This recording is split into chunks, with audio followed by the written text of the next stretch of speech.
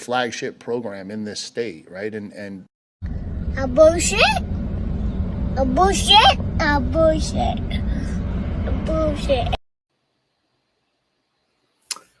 Good evening, ladies and gentlemen, and welcome back to another thrilling and jam-packed edition of Deep in the Heart of Longhorn Sports here on a Sunday evening, August 11th, in the dog days of August, the end of summer, if you will.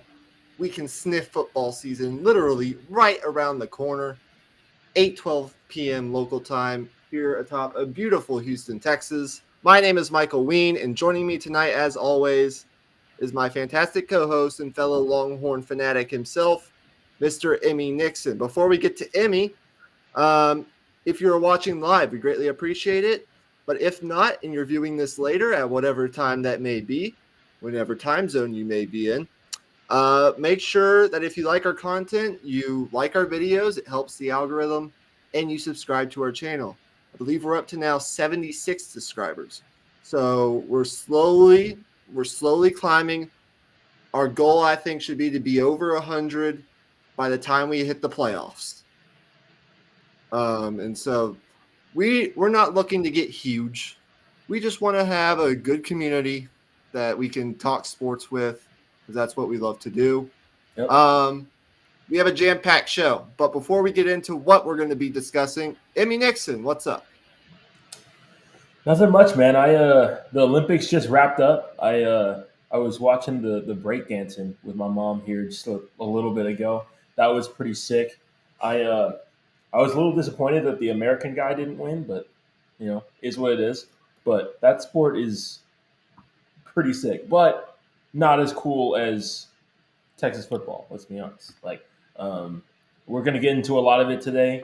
We have some scrimmage notes that we're going to get into as well. Yep. And then we're also going to talk about that team down in College Station as well. We're going to be previewing them. So stay tuned. Yeah, we have a jam-packed show, so we got to make sure we keep the flow. But that was going to be kind of my opening, is like the Olympics are over, or they're wrapping up with the closing ceremonies. So we're kind of putting a ribbon and a bow tie on the 2024 Summer Olympics. The basketball, it doesn't feel like we're going to watch any meaningful basketball again until the NBA season gets underway, or we have preseason at the very least. We'll talk basketball some, but it doesn't feel like we're going to be watching anything meaningful until the NBA season begins. And, we're going to have a baseball episode before August ends or in early September, as we're now much past the All-Star break and we're in some tight division races heating up for the playoffs.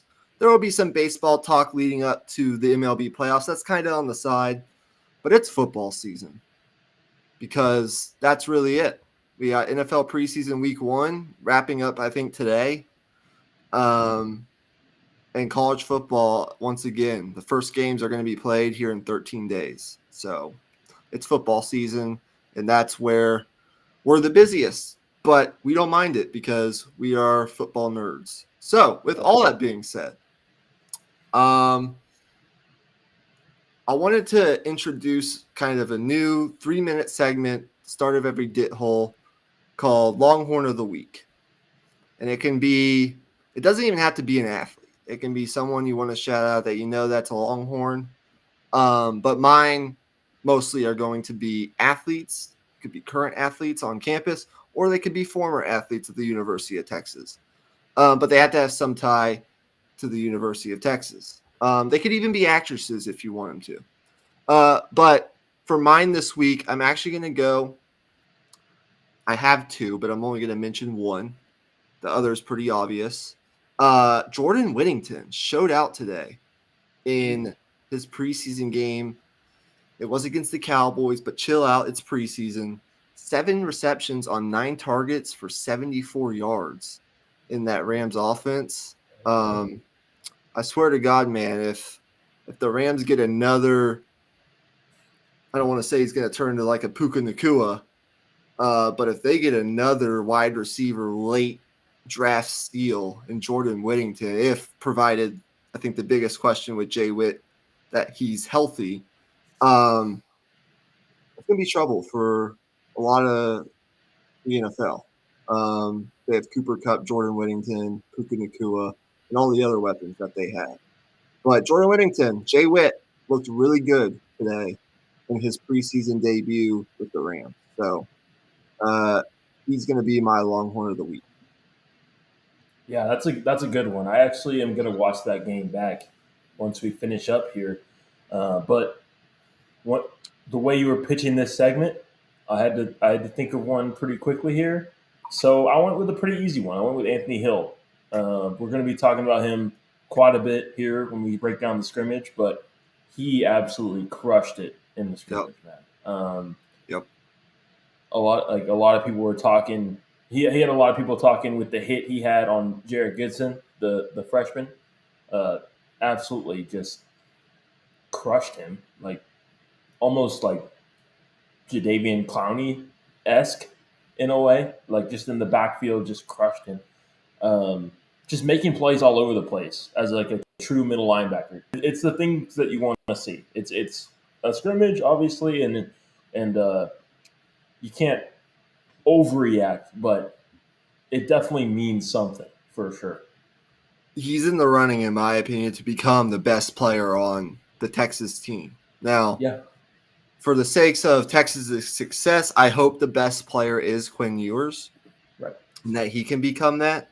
But Anthony Hill's in the top three. I think there's a bona fide top three right now of Quinn Ewers. Given what he is, which is a very good quarterback, he still has to take the step to great. Kelvin Banks, who's probably the best. He's proven the most. Right. And then Anthony Hill on defense, even though he's still super young. He's going into his second year and wasn't really like a full-time starter last year until the middle of the season.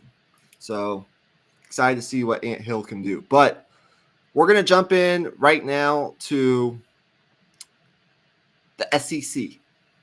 Lots of team previews to get through here in the next couple of weeks before week one of the college football season. So we're starting with the team out in College Station, the Texas A&M Aggies.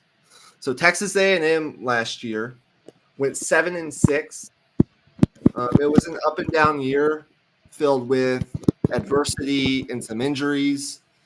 They finished 4-4 in the SEC, fourth in the SEC West. But as we know, divisions are now eliminated from conferences in college football. So the big story last year was the injury to Connor Weigman, which kind of, in a way, took away from what they were able to accomplish last year, and the firing of long-tenured head coach Jimbo Fisher.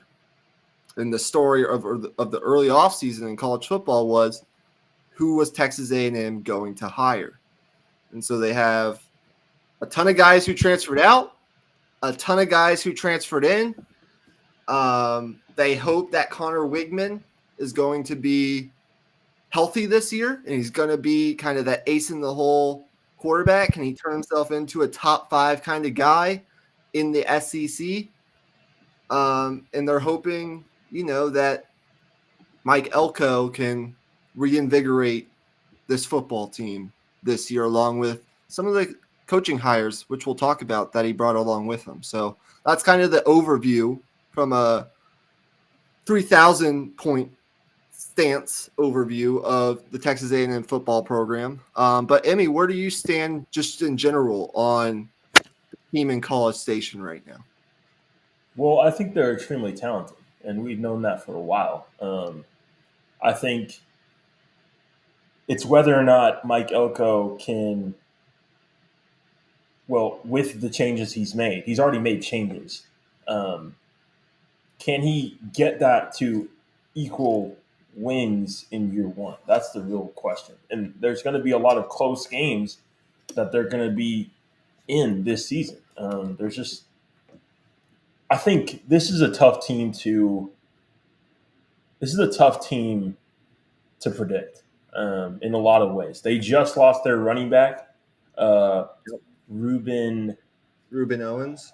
Ruben Owens for the season here in training camp, and their defense should be pretty good this season. The defensive line, in particular, even without Walter Nolan, they added Nick Scorton from Purdue, who's one of the best edge rushers in college football. Very underrated in that respect.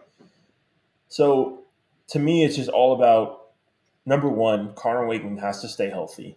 If he gets hurt, then their season is done. And then number two, has Mike Elko changed things enough from an operations standpoint to where it'll lead to a higher level of execution? Because the talent is there and it's been there. Yeah, there's a lot there. And look, for once, I mean, the Texas A&M and Texas football programs have something in common in that they're both dealing with major injuries, season-ending injuries at running back. In the case of Texas, it's C.J. Baxter, a borderline 5-star. You can even call him a 5-star if you want. Running back from the state of Florida. And for Texas A&M, it's their 5-star running back, Ruben Owens, going down with some kind of lower extremity season-ending injury. I didn't know exactly what it was, but yeah, that's something in common. I think for A&M, the strength of this team, in my opinion, is going to be up front in the defensive front seven. I think despite even the highest caliber of talent, which they did lose to the portal, you're talking about Walter Nolan, who was the number one overall rated recruit in the 2022 class at the defensive line position, going to Ole Miss. Fadil Diggs, who was a blue chip guy, transferring out, going to Syracuse. They had some high-level, super blue chip caliber talent transfer out on the defensive line. And despite all of that, they're still in very good position on their front seven. I think it's going to be the strength of this team. Senior defensive lineman Shamar Turner comes back. He returns. He was second team all SEC kind of player last year. And then they have a sophomore defensive lineman who was a 5-star, consensus 5-star, who was a freshman last year, and DJ Hicks, who flashed as a freshman but is looking to step into a bigger role coming back as well. Those two guys kind of man the defensive line, Shamar Turner and DJ Hicks. And then you mentioned it. They bring in Nick Scourton from Purdue, a guy who was second team all Big Ten last year. He led the Big Ten in sacks, which is a huge addition. He's kind of the blue whale of their transfer portal haul, which consisted of like 25 to 30 additions, I think, just because they kind of had to backfill the roster with everything that they lost. But he's the real deal. Like, I would even venture to say that he's more proven than Trey Moore. Even though Trey Moore, in terms of sheer volume and stats, jump more off the page at you, Nick Scourton has done it at the highest level of college football already. And so when you think about the interior of the defensive line and the way that they've recruited there, what they have on the edge, starting with Nick Scourton, who's long, wide, agile, 6'4", 285, has done it at the highest level. And then you talk about what they kind of have behind the front lines at linebacker, and a guy like Torian York, who was a freshman last year, wasn't highly recruited, but turned into a very good player, a leader for this team, with 74 tackles and 3 sacks last year.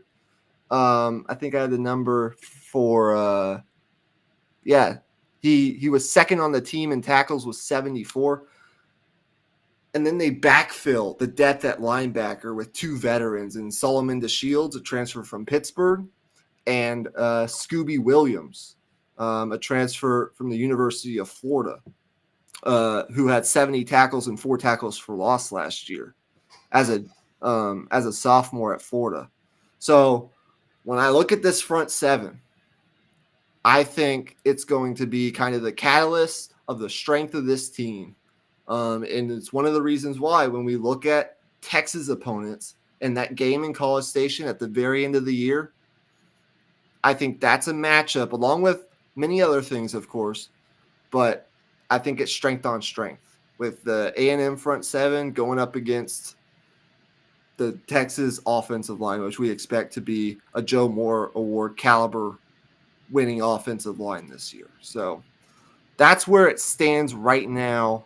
I think A&M is going to have a very solid unit defensively. That's what Mike Elko side of the ball is. That's what his expertise are.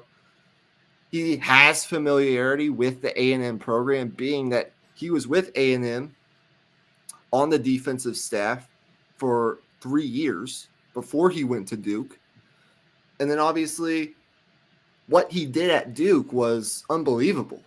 I mean, that was a program that was pretty much torn down to the studs when he got there, and immediately got 9 wins out of them and dominated Clemson last year, which was a landmark win for the Duke football program. So this 4-2-5 scheme with what they have up front, I really like it. I really like A&M defensively this year. The questions, I think, come at offensive coordinator with new offensive coordinator Colin Klein. What can he bring? Obviously, he was at K-State last year.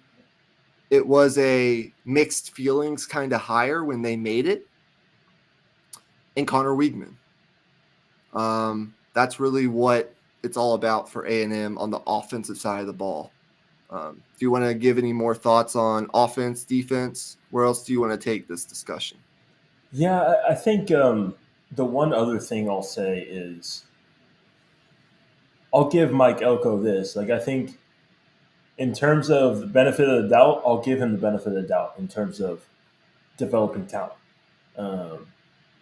It will take time, maybe. Maybe it won't be year 1, but I think the more I hear about this hire, the more I hear about, I guess the more I don't hear about Texas A&M players in the news for the wrong reasons. Like, if you really think about it, this is the first time in a while where no A&M players have really been in the news, getting into trouble or anything like that. It's been a very quiet offseason in that respect. And it seems like this is a program that's focused and ready to go, man. And to me, that's what makes this interesting. Because I don't think, like, it's been a while since this program has had that type of energy. And honestly, maybe they never had this energy.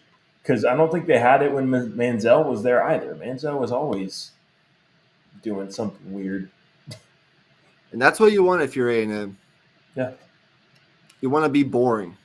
Yeah. That's honestly what most, aside from Georgia, because they've had their fair share of off-the-field issues, but it really hasn't resulted in anything detrimental to the field to this point yet. But most elite programs are pretty boring. You don't hear a lot about off-the-field issues. And if you're A&M, after all that you've been through in the Jimbo Fisher era, that's kind of what you want. It's going to be a disciplinary, focused kind of approach, which I like. What A&M has been in need of is substance. Getting rid of a lot of the fluff and getting down to substance. And that's what Mike Elko is. He's a football coach. And for that reason, I like the hire. We'll see how good it can be. But I think when you look at the A&M offense, they're looking to have better health on the offensive line, but they do have a lot of experience up there. It was kind of a liability last year but for a lot of different reasons. Pass protection sack rate, they ranked 76. I think they gave up 30 sacks, which is not a good number, especially in the SEC. Your quarterbacks are under constant pressure. That's what leads to the injuries and all the hits. I do think, though, they have a strong tackle duo. And Trey Zune is one of the SEC's top linemen. Trey Zune the third, who's one of their offensive tackles. Like left he could tackle, be I think. he could be an all SEC kind of guy. 6'7", 315 as a junior. I mean, that's much like Texas. They're a very good situation on their offensive line. I think they'll be good up front. The Reuben Owens injury, of course, much like Texas, brings into play some more questions, but they did have 3 returning backs coming back this year. They still have Le'Veon Moss, and they still have they still have Amari Daniels, who actually led them in yards last year. So, yes, they're kind of losing a 5-star back, much like Texas, but they still have talented guys that can get the job done. At receiver, you lose Evan Stort, a former 5-star prospect. He transfers to Oregon. You lose Anais Smith.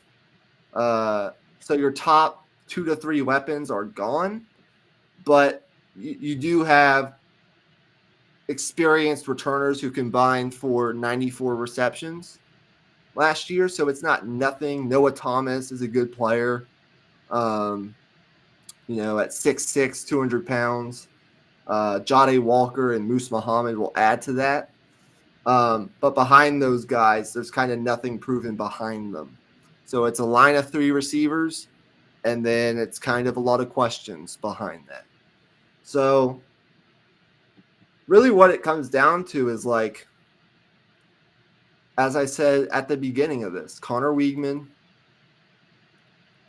can he be on the field? Can he be available? And how does Colin Klein mesh the strengths of this offense with his scheme? Basically, because I think A&M will be in games because I do think they're going to be kind of a top 30, 25-30 defense this year. I do think that. Yeah, I agree. I would say I agree. So I look at their schedule, and this is reason for a lot of optimism, I think, for A&M, because their schedule is very favorable, I think. Now, they open up with Notre Dame, but it is at home. After that, though, they play McNeese, should win that game. McNeese was 0-10 last year. Florida, that could be a tough game given that it's in the swamp, but it should be an A&M football. If this A&M football team is grown up and Connor Weigman is who we think he could be, that should be a game A&M should win. But then after that, it really lightens up. It's Bowling Green, Arkansas on a neutral site. Missouri, that could be tough, but at least it's at home. Mississippi State, LSU could be up in the air. A&M and LSU have played some really good games in past years, but that's at home. South Carolina, New Mexico State, Auburn, and then the big game at the end of the year against Texas. Really, when I look at their schedule, it's you get to avoid Georgia, you get to avoid Alabama, which is great. And it's really Notre Dame at the beginning, Texas at the end. And I think that if A&M can get off on the right foot, especially if they can win that week 1 game against Notre Dame, they have a real opportunity for a 9-3 kind of year, maybe even a 10-2 if Connor Weigman is healthy. Right. Yeah, I think that's very reasonable, man. I think The more I think about it, man, the more I've liked this Mike Elko situation. So there's reason to be optimistic for sure. Okay. That's A&M. As reasonable and as objective as we're going to be this season on Texas A&M right there Yeah. in that span of 15 minutes. Let's move on. We're mixing in Texas content this episode. So let's get into the scrimmage that happened yesterday at practice. Texas's first scrimmage of fall camp happened yesterday. And we're going to share with you some of the nuggets and intel that we're hearing and what we think. What are our main takeaways? So, Emmy, I'll let you start us off. Well, the main thing that I took away was that Anthony Hill Jr. absolutely dominated this scrimmage. From everything I've heard, he controlled everything from the middle of that defense. Had a huge hit on freshman running back. Gosh, why am I forgetting his name now? I literally just said it before the pod. Help me out here. The freshman running back, Gibson or Clark? Gibson. Yeah, had a huge hit on the hole on Gibson. But yeah, the scrimmage went really well. From the receiver side of things, the receivers had a few drops here and there, but it wasn't anything that, I guess, worrying. I guess there was also some really nice catches thrown in there as well. Especially Ryan Wingo had a really nice sideline catch, kind of mossed a guy. What did you take away? Well, my understanding is that, and we've seen this, like we saw this last year, the offense didn't have its best day in yesterday's scrimmage. Now, it's a scrimmage. So we've seen this in past years. And championship football teams aren't built in 2 weeks of practice. They're built over the course of 4 weeks of fall camp into September, building momentum throughout the season.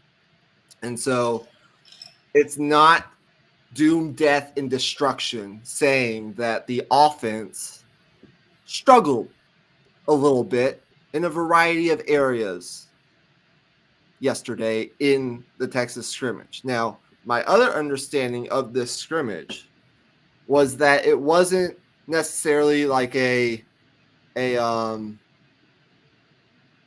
game like scrimmage. They did, full contact, but there was a lot of like situational kind of scrimmaging, meaning they did some 2-minute stuff. They did a lot of situational goal line stuff. It wasn't just like a back and forth kickoff full field scrimmage. It was a lot of situational work. And there will be another scrimmage next Saturday. So what you hope to hear is that next Saturday, much like we heard last year, this exact same thing happened. Defense largely dominated day one, or the first scrimmage. That doesn't mean the offense did nothing, but defense did get the better of the offense. Next week, you want to hear that the offense bounces back and the offense looks good. So again, not death, doom, and destruction, but there are things they need to clean up offensively. And to the people that, because there are Texas fans out there that I think Texas is going to come out and be a 40-point per game offense right away, a top 10 offense in college football right away with all the new pieces that they're implementing at wide receiver right off the bat. Like they're going to go to Michigan and drop 35. Pump the brakes a little bit. It could take a little bit for this offense to get to that point. I do think it's capable of getting there. I think it will get there eventually. But right off the bat, going into Ann Arbor against possibly a top 5 defense, if you're one of those Texas fans who thinks that, pump the brakes a little bit. There were things in this scrimmage that I didn't love hearing. Number one, ball security for the young running backs. With the CJ Baxter injury, it puts pressure on at least one of the two guys to step up in a role where they might not be 100% ready. My understanding was that Jarrett Gibson and Christian Clark had fumbles yesterday In the red zone. in the red zone. Not great, but it's something that I trust, number one, Tashard Choice to get cleaned up. One of the best running back position coaches in the country. No doubt about it. These are his guys that he's recruited, he believes in. And there was a story a couple of years ago. I don't know if you know this, but I think it was a game against Texas Tech, a crazy game against Texas Tech. I can't remember exactly who won the game. I think Texas ended up winning the game. I think that was the Bijan fumble game. Yeah, it was I the think we Bijan lost that fumble game. The story coming out of that game was that Bijan, during that week of that loss, had to carry a football around campus. And it was okay for students or whoever walked by Bijan to try to knock the ball out. And so my point in saying that is Tashard Choice knows what he's doing. He has a big-time track record of success. But ball security, like we stressed, even with the top-line guys, even with Jaden Blue and Trey Wisner, is something they're going to need to work on. Because you obviously don't love hearing the fumbles, especially in the red zone.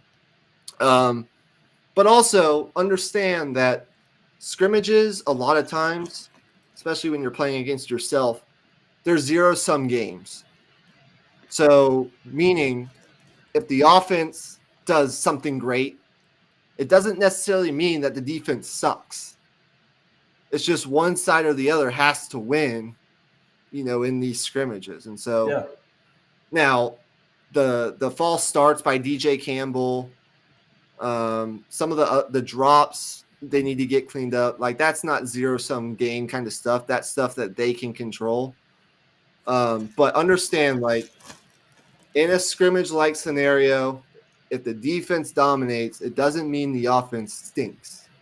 It just means one side has to win, and if one side is dominating, it means the other side's probably not looking so hot. Right. But my big takeaways from the scrimmage, other than the running backs, which weren't great yesterday, but you hope that they look better next week. Andrew Makuba, could he be making a move at safety? He's the senior transfer from Clemson, very productive 3-year starter at Clemson and a very good defense. My understanding is that he had a couple really good pass breakups yesterday, working some with the first team, which is kind of the first we've heard of that since fall camp began. And he had an interception of Quinn Ewers. So that could be something to watch over the next week or so. Could Andrew Makuba be making a move into maybe a starting role or at least more playing time? Some kind of rotation with Michael Taff and Derek Williams. Anthony Hill, you mentioned it. He was all over the place, as usual. He had a sack, I think, even though they're not hitting the quarterbacks. He would have had a sack. I think he had a forced fumble, as you mentioned. He was all over the place. I expect him to be the best player on this defense as of right now. But the real notes, as we mentioned last episode, this continues on the defensive line. Alex January continued to get first-team reps, and redshirt freshman Sadir Mitchell worked in some with the first team as well. Wow. That's I don't know how significant it is for either of those guys, but the fact that they're even getting looks on the first team is like finding water in a desert for these Texas coaches. Like finding water in a desert for new defensive line coach Kenny Baker. Because 2 weeks ago, I had no expectation that these guys would even sniff reps with the second team in fall camp. Now they're getting reps with the first team. It at least shows you that they're taking significant steps forward. And maybe one of those two guys could, maybe both, could be significant contributors in a rotational role this year on the defensive line for Texas. I think it's more likely that Alex January is that guy than Sadir Mitchell, but that's big. What does it mean for game one against Colorado State or the game up at Michigan? I have no idea. But is this a shot? Are these warning shots at Vernon Broughton to step it up?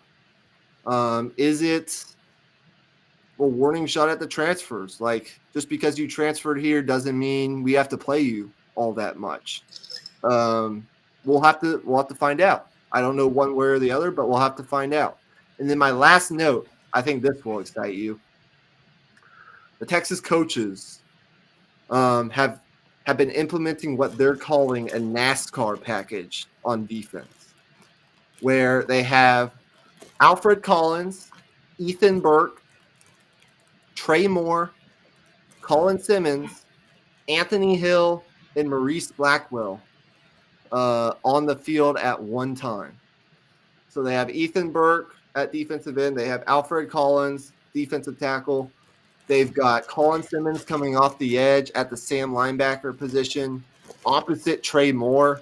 And then they have a ton of speed and athleticism with Mo Blackwell and Anthony Hill at the linebacker position, what they're calling the NASCAR package, that will likely be used a lot in passing downs because there's just a ton that they can do from that athleticism and speed and twitchiness that's on the field. And then my last note is like Jahdae Barron also was able to force a fumble in goal line drills. Jahdae Barron was very solid last year, but the reason he wasn't great is there weren't a lot of splash plays from Jahdae last year. I think the fact that he's making some splash plays in full padded like practices, hopefully that can translate to the game because he's another critical piece of this defense. Even if he's not starting in his usual spot, he's huge. He came back for a reason, and that's to try to raise his draft stock. Right, and I think that's the next with step. his struggles against like some of those smaller, kind of quicker receivers in the slot, him being on the outside, I think could be very interesting in certain situations. Obviously, we have our outside corners kind of set right now, but him helping out a little bit on the outside this year is going to be very interesting to see. I think he could really thrive in that role, actually. I know I just spit a fire hose of stuff at you, but anything else that stood out to you in that little spiel of nuggets? Yeah, you're right. That was a lot of stuff, but I mean, let's see. I think the NASCAR package is interesting. I was listening to the Longhorn Blitz the other day, and they were talking about that a bit as well. The thing that I wonder is, this is the SEC we're talking about. I think some of these teams have the audacity to run the ball on a 3rd and 8. Like, I don't think the Big 12 teams would do that, but against a Georgia, even a Michigan, a team like that, if you're throwing out the NASCAR package on like a 3rd and 8, I feel like they might just run it right at you. That would be my only worry. But I guess at that point, you just rally and make the tackle. But I think that is definitely an interesting wrinkle for sure. I think sparingly, if used sparingly, I think it could be really, really effective. I think if it's used too much, then teams might try to exploit it. Yeah, I think the big takeaways were it was a very good day for the defense. Splash plays from Jahdae Barron and Anthony Hill are what you like to see. They described Trey Moore as just maniacal Like, he's a beast.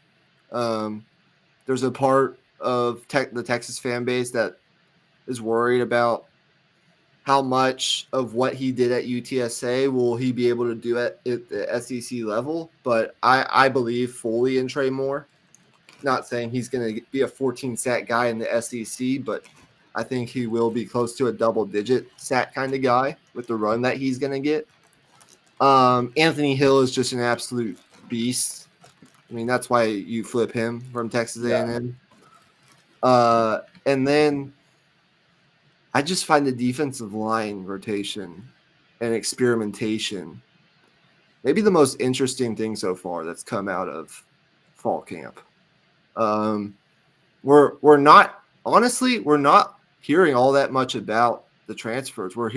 I'm hearing more about Alex January, Sadir Mitchell, the steps that they're taking, and then Alfred Collins looks really good, especially in pass rush situations. Vernon Broughton is still starting for the most part and looks pretty good. So I don't know what it means for the season, but it is an interesting talking point. We could probably go on for and hours. to be fair, like to the transfers, we're not hearing bad things about them either. It's just that they're not blowing people away like some of these freshmen are, which is really interesting. I think if Alex January continues this momentum, I mean he's a freshman. I mean like if he gets significant snaps in year one, imagine what he's going to be in year 3. Like that's crazy to think about.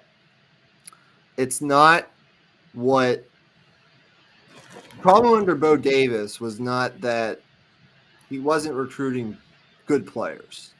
He was recruiting good players. Now he wasn't getting the 5 stars that Texas A&M has, the best of the best elite talent, but he was still getting good players. The problem was that none of the players that he was recruiting were getting on the field or really making steps in the right direction. Now, part of that was, to be fair, Texas had 4 guys that are in the NFL right now.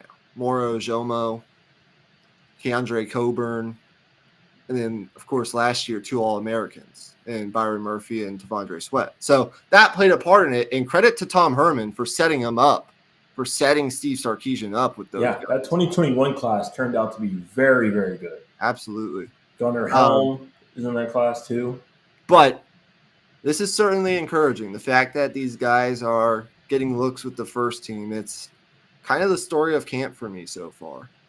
I wouldn't worry too much about the offense. They'll get up to speed. You just want to be able to look better next week. As I said before, championship teams aren't built in the first 2 weeks of practice. They're built, over the course of the season. So be patient on that end. Clean up the fumbles. DJ Campbell, clean up some of the pre-snap penalties. Don't like to see that. That can't happen. Week 2 at Michigan, that's going to be a tough test. Clean up some of the drops. But other than that, I don't worry about Quinn Ewers. Look, whatever Quinn Ewers is going to be in 2023, we're not going to learn from a scrimmage on a Saturday morning at 9:30 against his own. Yeah. Same with Arts. I heard Trey Owens looked really good once again, so that's interesting. But, yeah, let's just look better next week. Anything else on the scrimmage? Yeah, I think we should touch on the secondary as a whole, too. I think, for me in particular, I think I'm higher on this secondary right now than I was coming into fall camp. And, it's not – I can't drink the Kool-Aid. I can't drink the orange Kool-Aid too much. Like, it's still August. But at the same time, every single report, it's just been a constant pounding of the drum, like, of all these guys giving them props for just absolutely lighting it up in practice. Whether it's Makuba today or The Jalen kid we're Gilbert. going to have in the star position. We've been talking about him a ton. Jalen Gilbo, right? And then, of course, Gavin Holmes, Yep. Malik Muhammad. Yep. It seems like the secondary is coming together here, and that's definitely needed. And Absolutely. if this defense meshes into its full potential, then we're looking at possibly a top 10, top 15 defense. And I don't say that lightly either. Yeah, I think the secondary is we're not going to jump into that now, but it's Right. definitely making strides in fall camp, which you love to hear. I think the standouts right now are particularly Jalen Gilbo. Mhm. I think we've heard.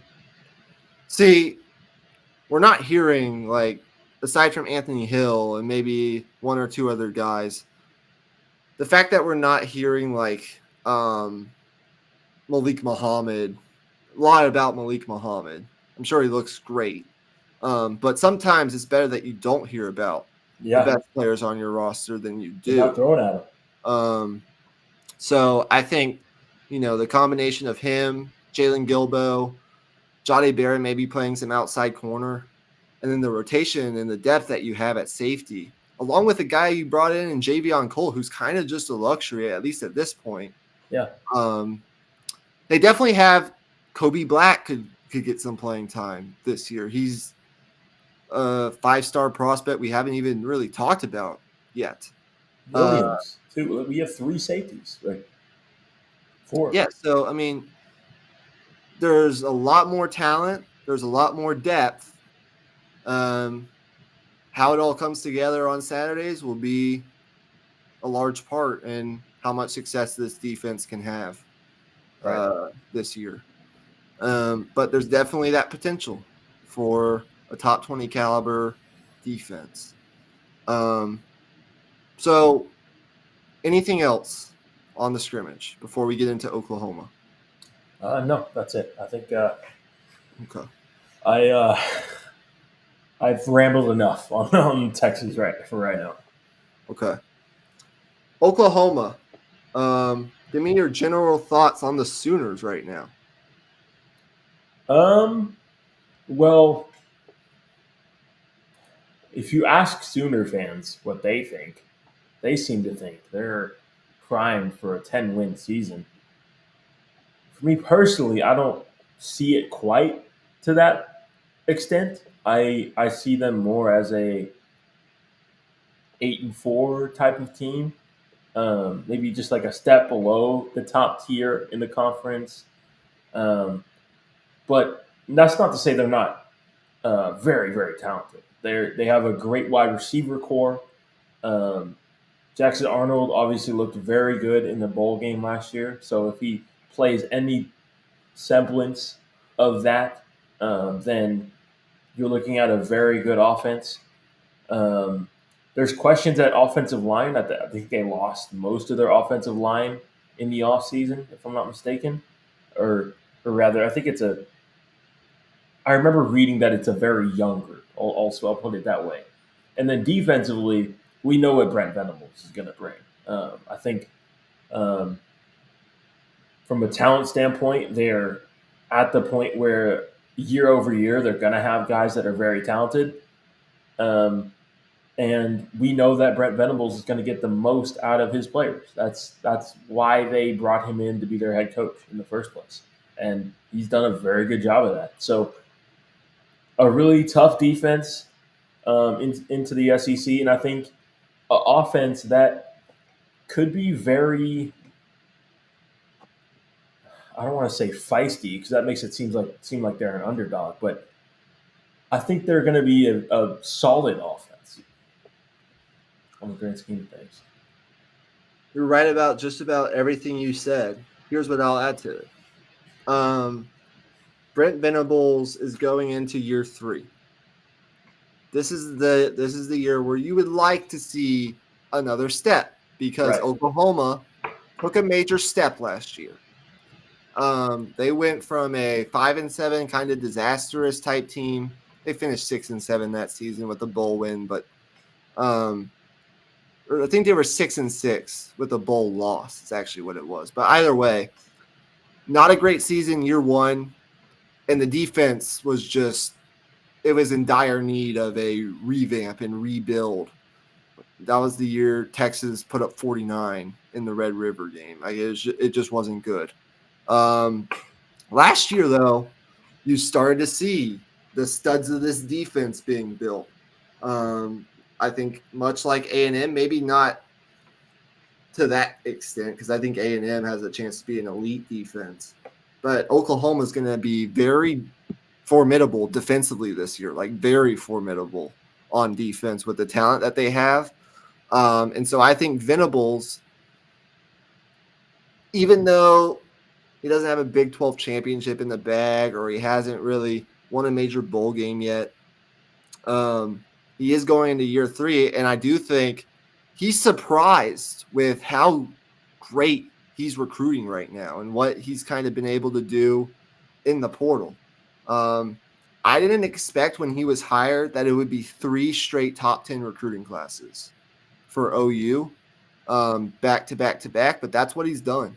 I thought they would be good in recruiting. I thought they would maybe have a top 10 class here or there, especially now that it's year 3, but back to back to back, he's stacked talent. He's put together a pretty good staff, although he's had some turnover on the offensive side of things. And Oklahoma looks poised to have a good football team this year. The questions are on the offensive line, a young quarterback, and the schedule is brutal. That's really what it comes down to for Oklahoma when it's all said and done for me, because you mentioned the wide receiver core. I think this is a very underrated, nationally very good receiver core. They return Nick Anderson, who's a very good player. He's a sophomore, had a very good freshman season, 38 catches for almost 800 yards and 10 touchdowns last year, including the game winner against Texas in the back of the end zone. He was a freshman All-American last year, according to The Athletic. That's high praise. They return him. Jaleel Farouk, who it seems like has been there forever, but he's a senior now, and he's been good the past couple years, 45 catches for almost 700 yards and 2 touchdowns, 15.4 yards per catch. But the big thing is, can you hear me still? Yep. Okay, just making sure. The big thing is adding Deion Burks. 47 catches for 629 yards and 7 touchdowns as a speed demon at Purdue last year.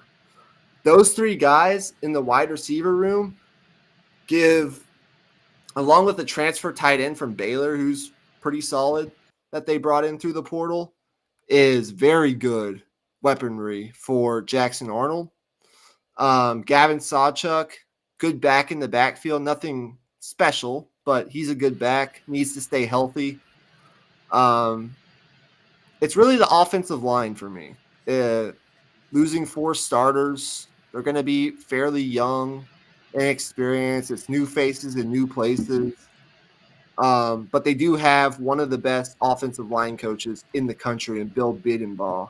And so I do think eventually that the Oklahoma offensive line will be better than a lot of people expect because of the level of coaching that they're going to receive. But you love the talent of Jackson Arnold. If that offensive line can come together fairly quickly, they have an opportunity to get to like 9-3, I think, in the SEC. But their schedule is just I don't know if I see a path there right now. But I do think defensively, they're going to be really solid. They're going to be led by Danny Stutzman, who I think was voted first team All-SEC preseason linebacker ahead of guys like Torian York and Anthony Hill because of what he's proven already on the Power 5 level. 104 tackles last year, 16 tackles for loss. Was an all Big 12 kind of caliber performer last year. The best linebacker in the Big 12, in my opinion. Had a huge game against Texas. He's a preseason All-American this year. He's the head of their defense, front to back. But they made some moves on the defensive line that I really like. They brought in Dominic Williams, who's a junior defensive tackle transfer that Texas went after very hard in the portal. Not a difference maker, but very solid football player. 60 tackles and 9.5 sacks over the past 2 seasons at TCU. He shores up that defensive line to add to a 5-star freshman in David Stone from IMG Academy on the interior of the defensive line. And then they have guys like Billy Bowman, who's a 5-star safety, and Peyton Bowen, who's another 5-star in their secondary, that I think Brent Venables and this defensive coaching staff should get the most out of in year 3. They built this defense. It's improved year over year. I think it's going to be very formidable. It's just about the offensive line, which is being rebuilt with some transfers and some young talent that they've recruited. By the way, Oklahoma fans, it's looking good for you on the Michael Fasusi front. But we'll talk more about that in the recruiting show this week. And the quarterback situation. Excited to watch where that ends up. But the schedule, this is kind of the last thing I'll say. They should start 3-0. Temple, Houston, and Tulane. Three wins for OU. All at home. That's 3 wins, no doubt about it. But then it gets rough. Tennessee at home, but I do think Tennessee is going to be very good this year.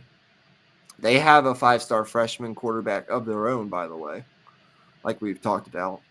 At Auburn, say what you want about Auburn, whether you think they're going to be good or not. It's not you can't chalk that up as a win because it's Auburn. You have to go to Jordan Hare and play in that environment. The Red River game, which is literally a 50-50 coin toss most years. South Carolina, they should win that game. But then it's at Ole Miss, at Missouri, Alabama, and LSU. I don't know. The SEC, they kind of got screwed, I'm being honest, from an SEC schedule standpoint in year 1. I think it's going to be hard for them to get to that 9 or 10 win threshold. But I still think they're going to be a very solid football team. 8-4, your first year with this schedule is, I think, plenty good enough as of right now for Venables in year 3. If they do go 8-4, though, what I will say is next year, when Jackson Arnold is in year 2, that's when Venables is really going to be under pressure to win 10-plus games and get into the college football playoff, in my opinion. Right. And I think that's doable. I really do. I think with this schedule, they were done no favors, and they have obviously a first-year quarterback. So this year 3 jump idea, it's great, but under this circumstance, I don't think it applies quite as much. Yeah. I think that's about it. In terms of overall outlook, I think we addressed it. I think we addressed the major transfer additions for OU were Dominic Williams on the defensive line, Deion Burks at the wide receiver position. They had a couple additions on the offensive line. It's funny because if Jackson Arnold gets hurt, you know who's backing him up? Just out of curiosity, do you know? Or no? No, I don't. Casey Thompson will be the backup for Oklahoma this year. Interesting. I know he's one of those guys that's going into like year 6 or 7 himself in the college ranks. Cam Rising type. Honestly. But yeah, I think it was fun to talk about our arch rivals and what we kind of are looking at for 2024. And I'm happy that we were able to start getting into the SEC. So what I want to do, and then we'll kind of figure out what we're going to do with our next segment, whether we want to split that in half or how we want to approach it. I want to start a new kind of mini contest thing on the side, and I'm gonna make a spreadsheet for this, which I'll have ready for our next Dit Hole midweek. But for right now, I don't have that prepared, so we're just gonna go off the rip here. In our team previews for the teams that we discuss in that episode, Prize Picks has come out with some season totals for college football. Not a ton yet. There will be more coming out over the coming weeks, but for significant players on the teams that we discussed, we're going to have a kind of a mini season-long competition Okay. on Yeah. these bets. So let's start out with Jackson Arnold. Since we're talking about Oklahoma, over under Emmy Nixon, 2,900.5 passing yards this season. Ooh. Okay. Okay. So I know for the NFL the target is usually 4,000 yards, but for college, does that change? Like, is it more so like 3,500? That's a good target, or is it? Um, And you will be able to change. I'll share a spreadsheet with you. You will be able to change these up until the season starts. I'd say for a freshman, he's a freshman, so it's yeah. hard to Yeah. say. For me,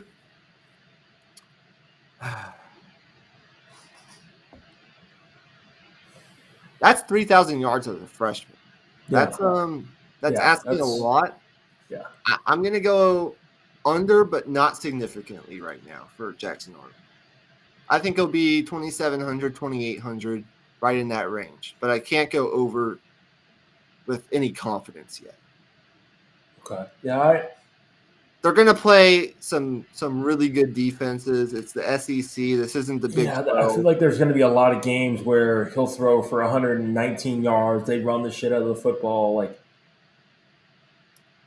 I don't know. I don't know if I see that one. I don't want to. I don't want to agree with you on every single one, but I'm definitely with you on this one. Okay. Let's go to Connor Wiegman. His line is a little lower than Jackson Arnold. It's at 2,600.5 passing yards over under this I'm season. taking the over. I'm high on it. I think I'm not gonna say he's gonna be like a top quarterback in college football this year, but I think he's gonna definitely turn himself into a household name. That's kind of where I'm at with him. I think by the time the Texas game comes around in November, wait, is it in November? No, I think it's in October, late October. No, the Texas game is like Thanksgiving. It's Yeah, November. okay, yeah, that's what I thought. I couldn't quite remember. Okay, yeah, by the time that game comes around, we're looking at a pretty good quarterback matchup by then. I think that'll be two household names going at it at that point. So I'm taking the over pretty easily there.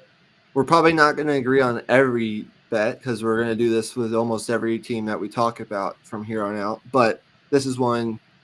If Connor Wheatman plays all 12 games, he's going over 2,600 yards passing.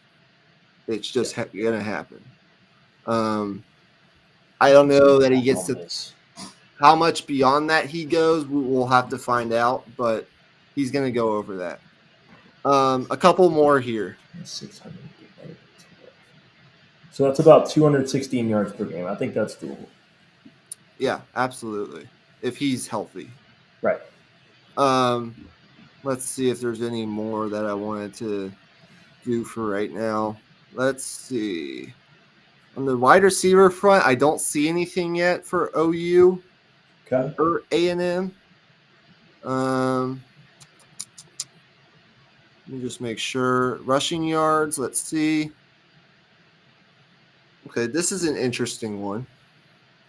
Gavin Sawchuk, who's the running back for Oklahoma. And this is an interesting one because he's working behind a new offensive line, basically. 925.5 season rushing yards for Gavin Sawchuk. And to give you some context, Sawchuk had, trying to see here, he had 764 yards on 120 carries last year. So given a new offensive line, 925.5 is the season line for him. You taking over or under on the Oklahoma starting running back? I gotta be honest with you. I'm not super familiar with him as a player. I just did the math on that though, and that's about 77 rush yards per game. So I think knowing that with Oklahoma, they're bound to have a few games where they play some rando school like Oklahoma Southern or something, and he'll go for his 250 yards, and that'll raise it up. And I think since he's the main back, I think I'm going to take the over. Okay. I'm not super confident. For the sake of just competition, right now I'll take the under. Okay. But First one we disagree on. Disagree. I'd be careful with that. Yeah. But, first one we defer on. Yeah. Could change before the season starts. I just we'll see how that new offensive line works out for them. Okay. So I wrote those down. So I'll put them in a spreadsheet and we'll have more next episode. We're an hour, 8 minutes into this, which honestly is fine Not with too me. bad. It's fine with me because we've done 2 team previews and a lot of scrimmage talk. So here's the thing. If we get into the weeds of the Texas edge and linebacker rooms and personnel, this could go. It's at least going to get to the hour 30 mark, and it could go beyond that. Yeah. So we can do one of 2 things. Actually, one of 3 things. If you don't care about the length of this, we can do it. If you want to keep this under an hour and a half, though, what we can do is we can split up the edge and linebacker rooms. We can do one or the other tonight. Or we can just push it to midweek. You pick. I say we just do it. I think, I'm pretty excited to talk about Anthony Hill, this edge group. Why don't we just get right into it, man? I think this edge group has the opportunity to be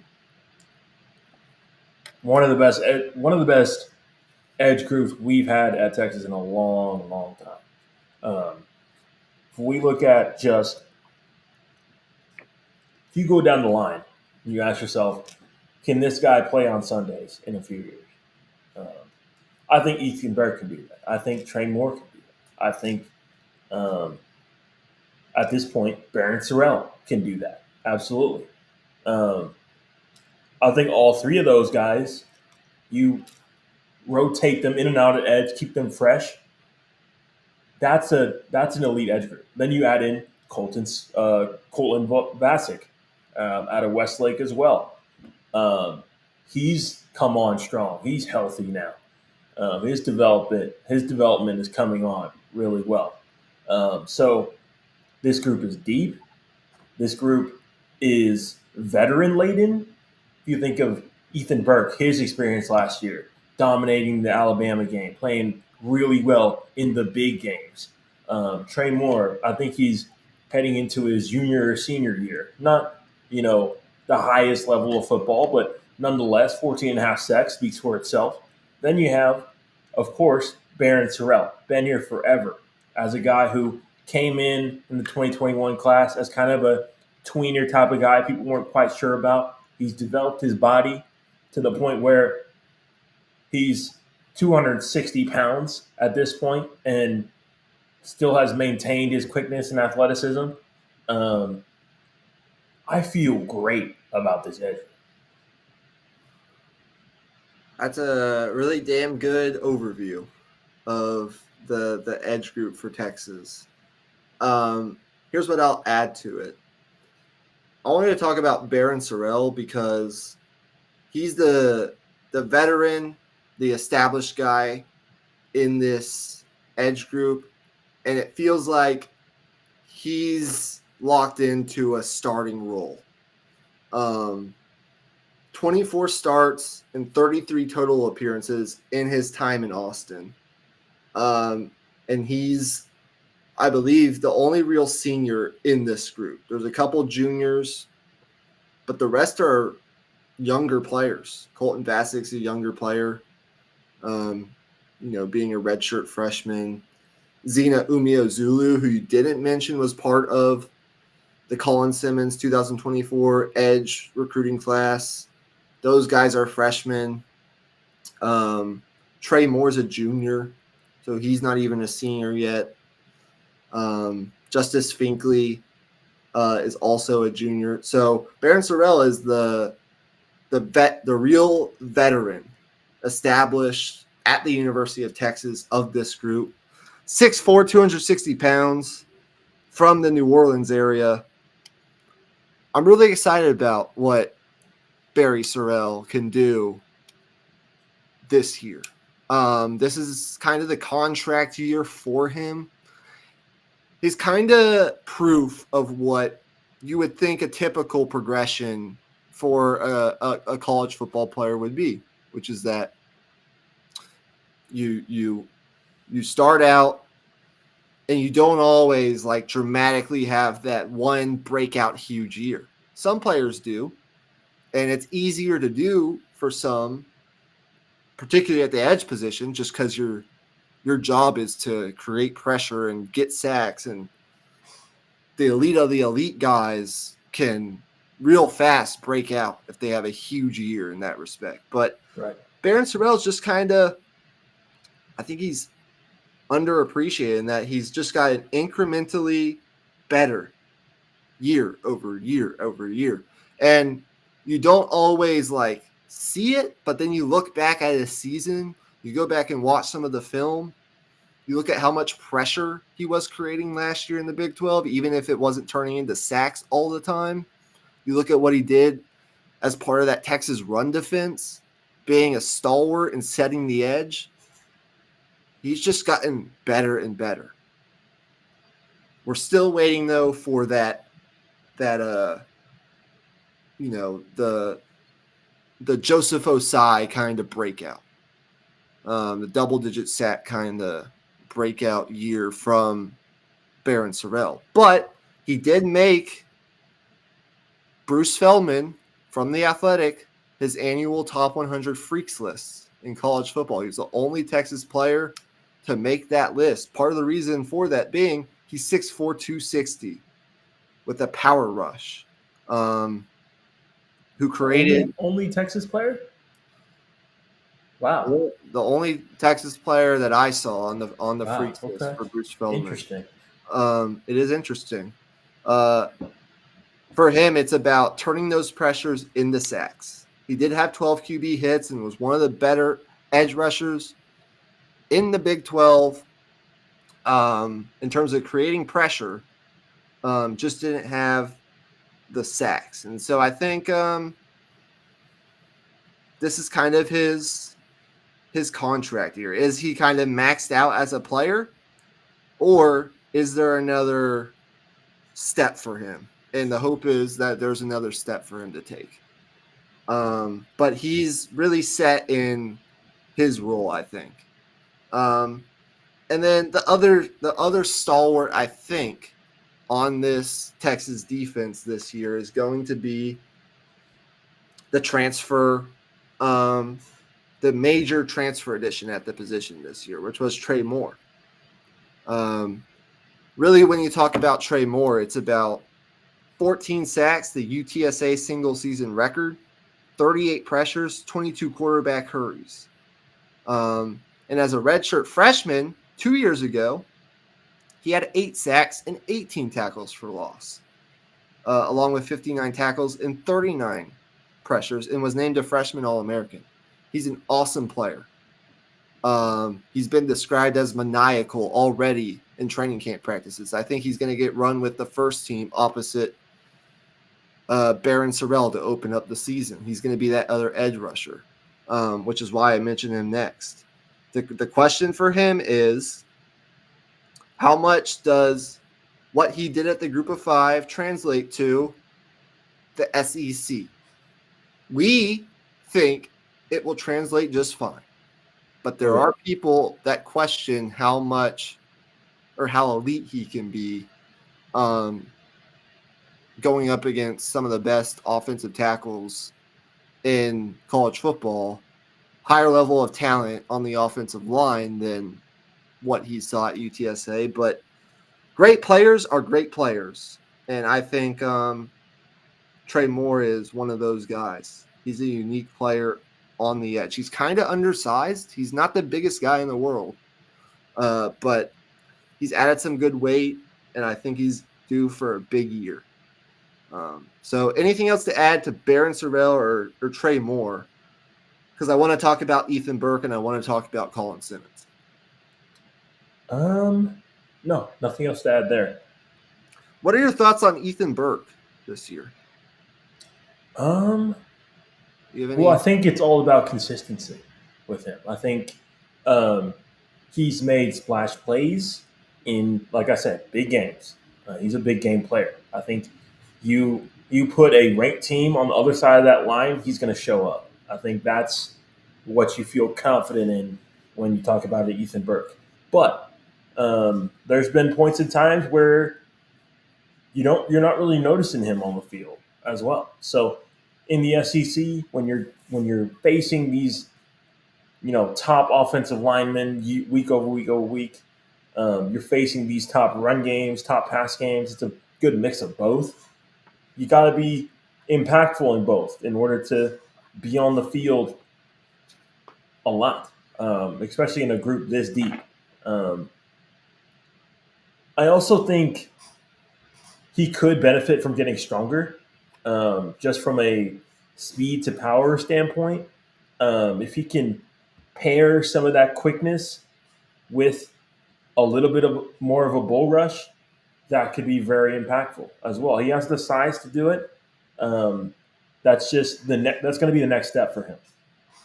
Absolutely. He's a true junior from Westlake High School, just like Colton Vasek is, except Vasek's a year younger.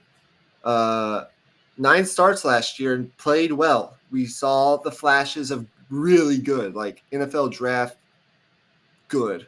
And I think if he has that kind of year with more consistency, he could leave after this year and go to the NFL. Where he would get drafted is another discussion for another day. But yeah, you're right. It's about game over game consistency. He would have games last year where he really flashed, and games where maybe he wasn't bad, but he wasn't. You didn't come away from the game and think Ethan Burke like you thought after the Alabama game. He wasn't in the front of your mind. And some of that was because of, it's rare you have 2 All-American defensive tackles that are taking up most of the attention and talking. But 5.5 sacks, 9 tackles for loss, 19 hurries, 4 quarterback hits, and just over 400 snaps. Very good sophomore year for Ethan Burke. And I think a lot of what you mentioned is true. I think he'll rotate with Baron Sorrell. Sometimes he'll have both those guys on the field. I think you'll see Ethan Burke more in a down in the dirt, 3-point stance get off more traditional defensive end kind of position, whereas Barron Right. Sorrell kind of still be that stand up edge rusher type. So they'll have packages where they'll have both on the field, but he'll be on that same side as Barron Sorrell.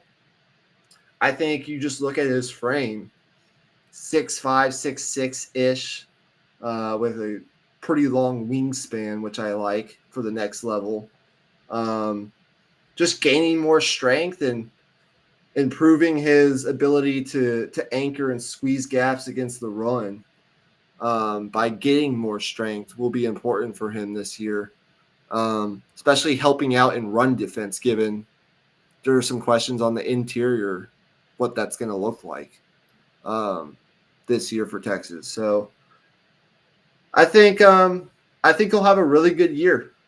He's got really good agility, a big wingspan, good size, just more consistency for Ethan Burke. And then let's talk about Colin Simmons, because he's the new toy, right? I mean, the new freshman toy. We talked about him a lot, obviously, when he committed. But what are your expectations for Colin in year one?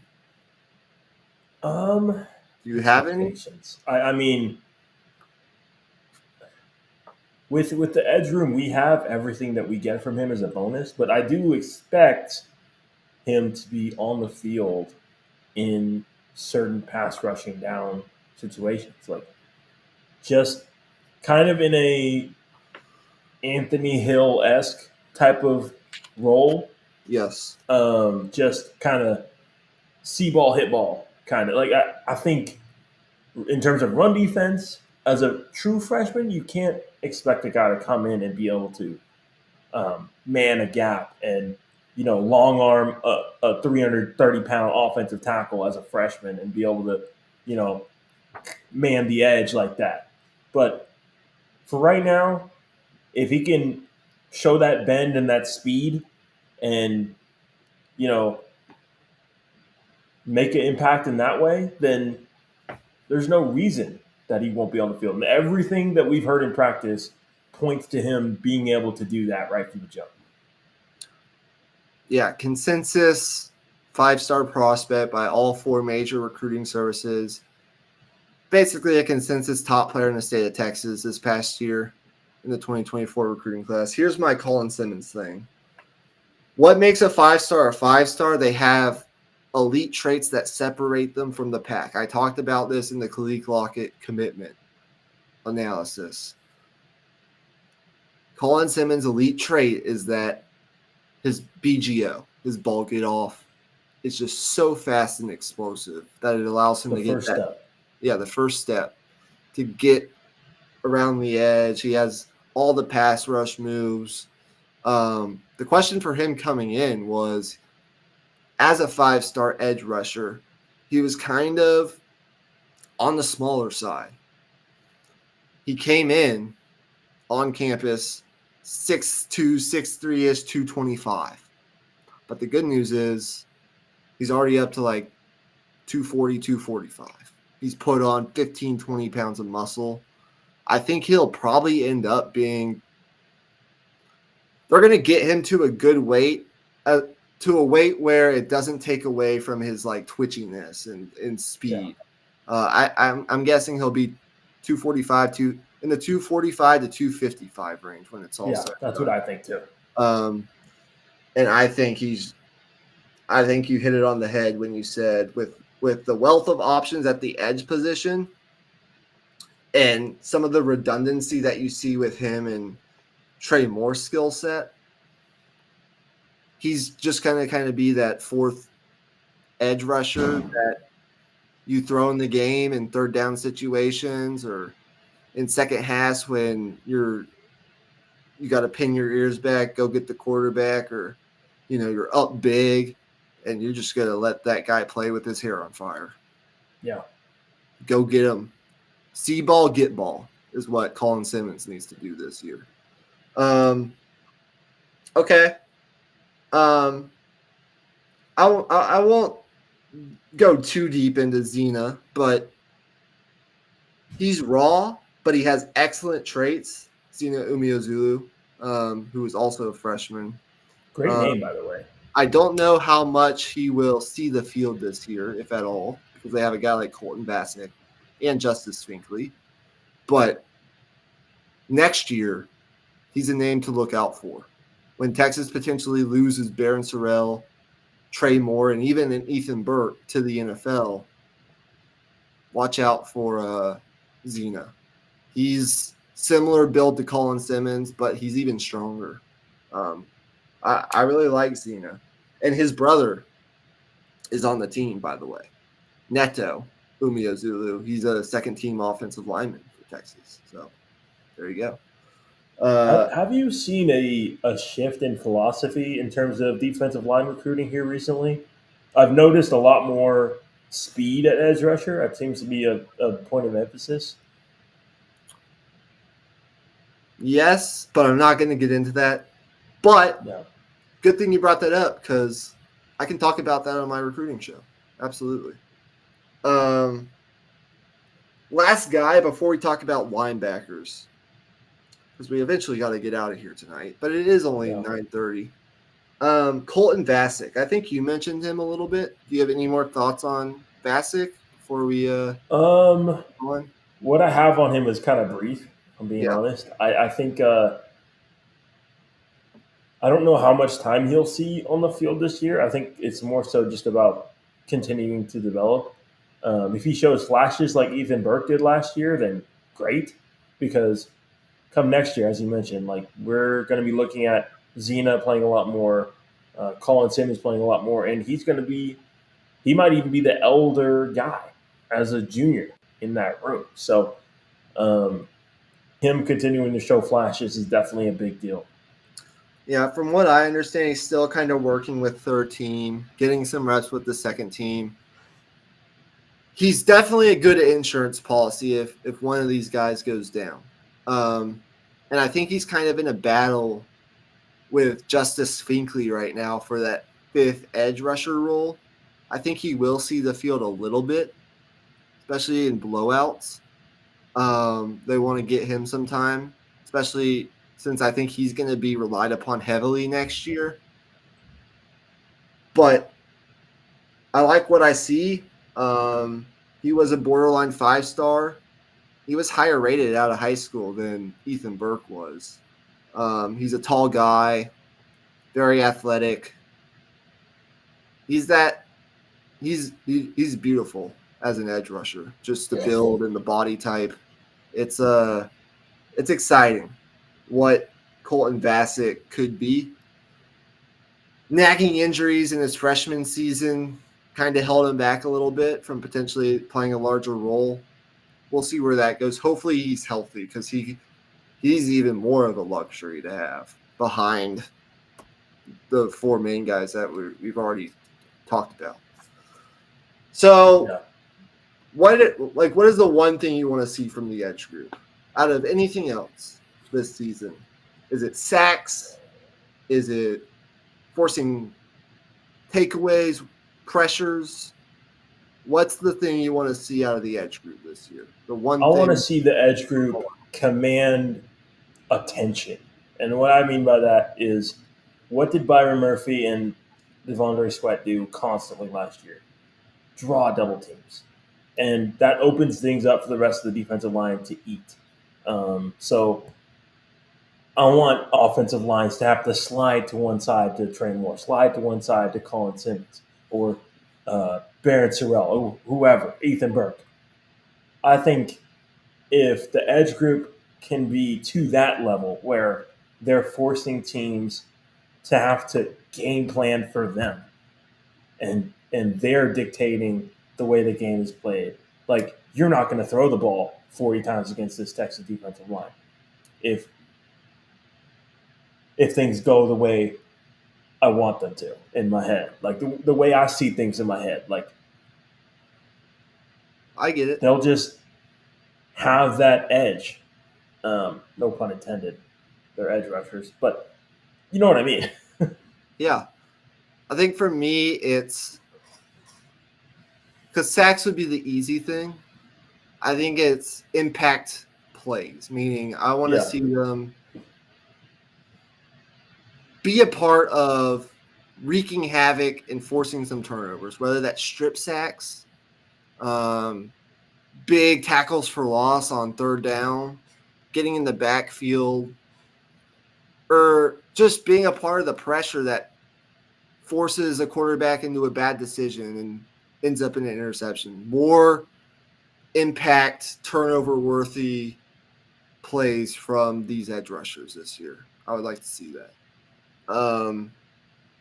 They should be realistically, this edge group should lick their chops in about 80% of against 80% of the teams Texas plays this year. The two, there are 2 or 3 in there where they might have a more difficult time making those kinds of plays. Georgia expects to have the best offensive line in the country. They're right up there with Texas. You're not going to go wreak havoc and sack Carson Beck 4 times, 5 times, I don't think. I do think that, there will be other teams. I think A&M will, especially at home, they'll have the physicality up front to match up, especially with their tackle duo. But against teams like Oklahoma and Arkansas and Michigan, bringing an entirely new offensive line, basically, along with the Colorado States of the world, this is the time where you got to go make your presence known, as you said. All right, good coverage of the edge group. Hour 30 minutes. How are you feeling about linebackers? Do you want to do that real fast? Yeah. I think the linebacker group will be quicker. There's not as many players to talk about. Okay. Well, you're excited to talk about Anthony Hill, so go right ahead. Yeah, man. Shit, where do we even start, man? I mean, the guy is just, I don't know. I just can't wait to see where he's at, like in terms of like end product. Like following this dude through his freshman season up till now, he's already grown so much as a player. The thing we talk about so much with linebackers, like, is just, will they be able to learn the position? Will they be able to see the game in front of them? Because they're asked to do so much. They're literally the quarterback of the defense. They have to call the plays, communicate with the secondary behind them and the defensive line in front of them. And they have to be able to see run plays developing, be able to play in coverage and drop and and still be able to play fast and make quick decisions within all of that. So there's so much to have to process as a linebacker. So as a young player, when you see a guy just be able to do that in a year? I mean, fuck. Like, he's a special talent. He was excuse me, Big 12 Defensive Freshman of the Year last year. High honors. I think he was a freshman All-American by 1 or 2 outlets.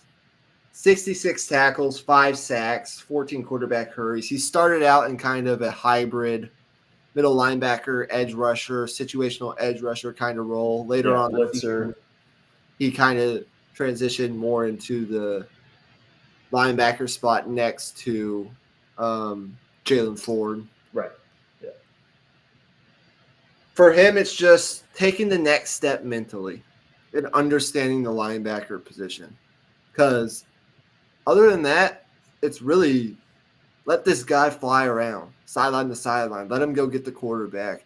To have him, along with the edge group, to have a guy like Anthony Hill, who's kind of like a Micah Parsons in his versatility, who can just go attack the quarterback on certain plays, is a weapon to be really excited about. It's just taking that next step mentally and having a good understanding of how do I fill the mental shoes left by Jalen Ford, the guy who was calling the defense, if Jalen Ford is, if Anthony Hill is the green dot, because they do have helmet communication now, he's the guy that's going to be responsible for communicating with the defensive line, what's in front of him, and what's behind him. That's another level of responsibility for a young player. So it's mental for me for Anthony Hill this year. I think he's going to do it, though. I think he's an all-SEC player this year. I don't know about first team, but second team or third team is definitely in play. It could be first team, absolutely could be, but I won't go that far yet.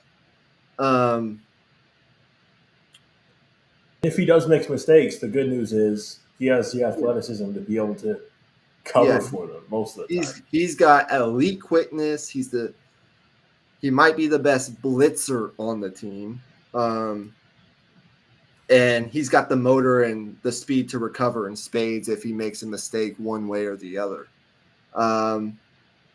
I think I honestly don't know and haven't watched much of him in coverage. Interested to see where he is from a coverage standpoint. I know he has the ability to be good there. Right. But again, like David Binda is really not that kind of guy next to him. So there will be some kind of responsibility for him in that regard. I think we saw a little bit of it last year. He had his good moments, not so great moments. We'll see where he is with that. But David Binda is the other guy who's going to be starting, barring injury for Texas. He's going to bring the veteran leadership at the weak side linebacker spot and experience. This is his 6th year, so he's kind of made a career out of college football in a way. He's a little bit smaller, but he's thick, like thicker kind of build, and he's kind of that downhill run defender. He's a good player. Like he's a good player. Showed real progress last year. The signature play when I think of David Binda was the sack on Jalen Milroe in that Alabama game, where he kind of fell down but then got up and recovered. That was kind of his breakout play in some regards. But he's a highly respected veteran. He's a leader on this team. He understands the defense. He's been around a long time, ever since going back to before PK was the defensive coordinator. So he'll be able to kind of mentor Anthony Hill. And I think he's just going to be a very solid help, especially in run defense. He's a reliable tackler. You're probably not going to see him make as many splash plays as Anthony Hill, just in terms of blitzing and doing other things, but he's a very solid player. Question for him is, can he have the kind of season that vaults him into? Because I think David Binda would probably get drafted, but the question is, how high can he go? We'll have to see. Do you have any thoughts on Binda?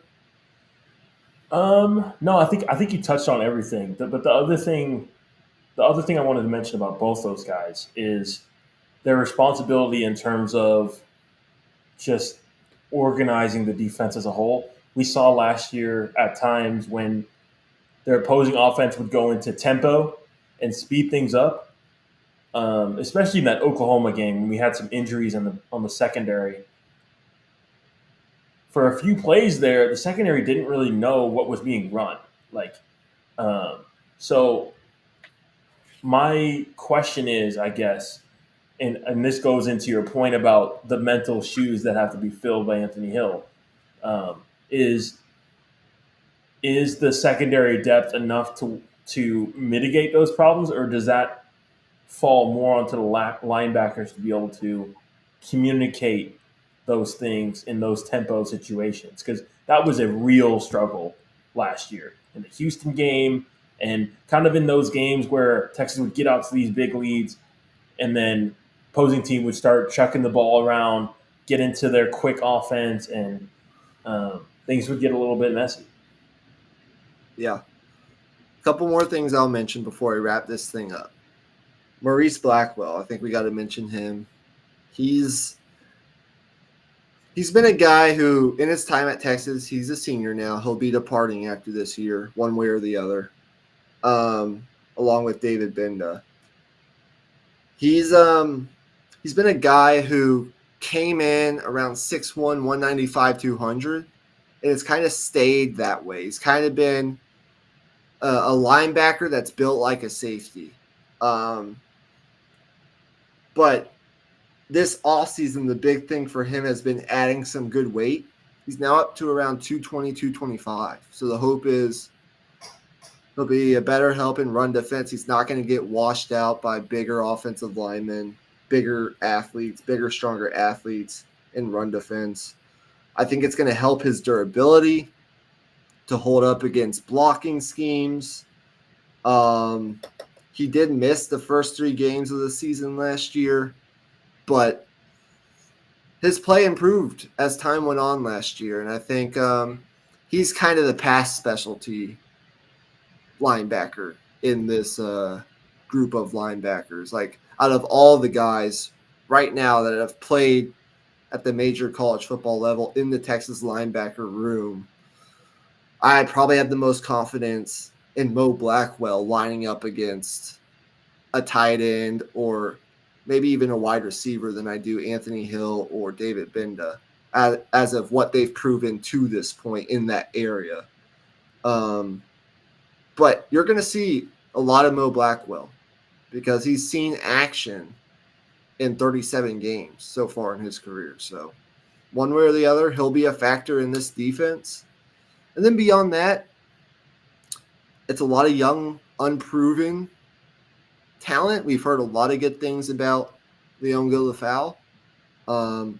I think he'll be more of a special teams impact kind of guy this year. He's still got a lot of learning to do at the position. Linebacker is a tough position to learn. That's one of the reasons I think Anthony Hill is a must, can't lose guy for Texas. Just because a lot of these guys are talented. Darian Gillette, very talented guy, but he's been hurt. Ty Anthony Smith's a freshman. You certainly don't want to be throwing him in right away. He needs time to develop his body. But these are guys that we'll be talking about a lot more when it comes 12 months from now, next year's fall camp. Any thoughts on Mo Blackwell, Leona Lafau, Ty Anthony Smith, any of these other guys, or not really? Well, I just think of guarding tight ends like Michigan has, like Loveland, I think is his name. Yep. Blackwell's going to play a part in that. Makuba, I would assume, would be in some situations. Yep. But yeah, I think it's going to be a group effort in terms of that. Texas doesn't really have a set in stone guy to guard those types of weapons. So that role is going to have to be just, I guess, filled throughout the year through, I guess, proven play. And he's going to get a chance to prove himself. That's for sure. Yeah. So overall for the linebacker room, I just say this. I think the 3 guys they have, very solid. And I think they can have a star in Anthony Hill.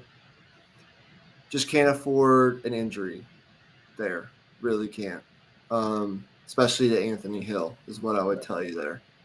But I think it'll be a very solid group. Like, when I think about potential liabilities on the defense, I don't necessarily think about linebacker unless there's an injury to that one guy, which is Anthony Hill. So, good episode. I think it is a long one. We went ahead and did everything, which I'm glad we did, because we're less than 3 weeks from kickoff now, so we kind of have to get this in. But if we can later on, maybe later on this week or somewhere between now and the season, we'll cut these in. I'll try to cut these up into clips, or at least some of the more important ones into clips. But I'll try to have I'll have some time tomorrow morning, and I'll try to put some timestamps in as well. yeah, we'll at least put timestamps in. Y'all can jump around. But thank you guys for tuning in. Again, if you haven't already, but you like the content that we provide here, along with the NFL previews, which we're really starting to pump out and really get into the depths of. Make sure that you're subscribed to our channel so you get notifications when we do go live. And make sure you like our videos. We greatly appreciate that. It helps our algorithm to a certain extent with each and every like that you can give us. If you don't necessarily like what we do, but you know someone who might, please spread the word. We greatly appreciate that as well. You can find us in our live section on YouTube. On Instagram, we live stream over there too. Most of our episodes are up on Twitch. We used to do Twitter, but now Twitter and Restream have this thing where you got to have the Yeah, you gotta have the X Premium or whatever it's called. So we're not there anymore, but we'll start at least posting the links to our live streams on our Twitter account. So you can find us there as well. Any parting shots, closing remarks, anything to do with your personal life? What's going on this week or football? I gotta say, I'll say this: the first part of the episode, I'm not gonna lie, I was a little bit low energy. I don't know why. It not because of anything in particular.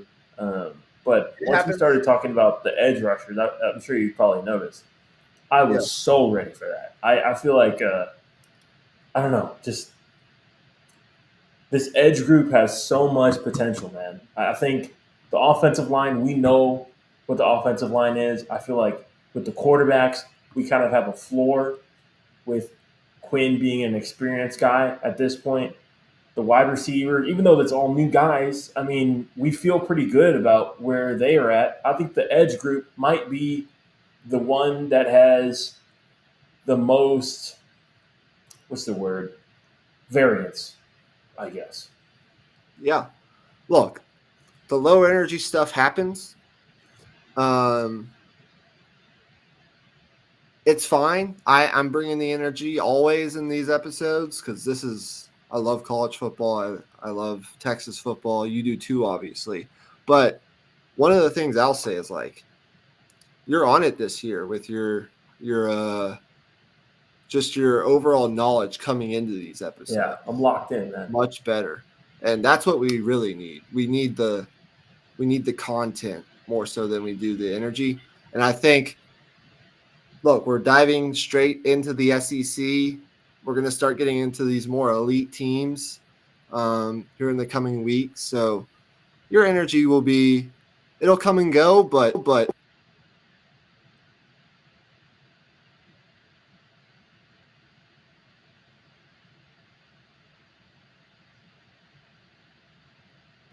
You went quiet on me there. I don't think I can hear you. Uh-oh. Looks like we lost Michael there. But, I mean, we were about to end this thing anyway, so I'm just going to sign us off here. That's going to do it. Appreciate y'all watching. Shout out to Jada. I know you're watching this right now for this new setup. This setup looks sick right now. But, yeah. Appreciate y'all watching, and